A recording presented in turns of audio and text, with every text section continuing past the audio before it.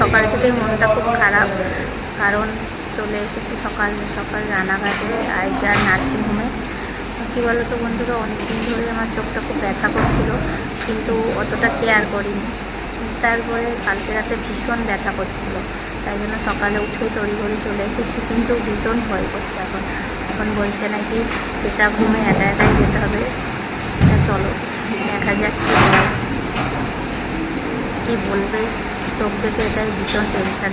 অনেকক্ষণ অপেক্ষা করার পরে চলে এসেছিলাম ডাক্তারের রুমে, চেক আপ করবে বলে, লেন্স চেক আপ করবে। তো এইয়া বড় বড় আমাকে চশমা পরিয়ে দিয়েছিল দেখো, আর ভেতরে কাউকে ঢুকতে দিচ্ছিল না, কিন্তু আমার ছেলে গিয়েছিল। তো আমার ছেলেই এই ভিডিওটা করে দিয়েছে, দিয়ে বারবার ডাকছিল আমাকে যে ও মা আমার দিকে তাকাও, ও মা আমার দিকে তাকাও। তো যাই হোক, এভাবে লেন্স পরীক্ষা করার পরে অনেকক্ষণ ওয়েট করতে হয়েছিল ডাক্তারের কাছে যাওয়ার জন্য। তো এইয়া বড় একটা চশমা পরে আমি তো প্রথমে কিছু দেখতেই পাচ্ছিলাম না, সব কিছু ঝাপসা লাগছিল। তারপরে আস্তে আস্তে সব কিছু নর্মাল হলো আলোটা অফ করে দেওয়ার পরে, এবং আমাকে জিজ্ঞাসা করতে শুরু করলো যে আমি দেখতে পাচ্ছি নাকি। সব কিছু মোটামুটি ঠিকই ছিল। তারপরে ওয়েট করতে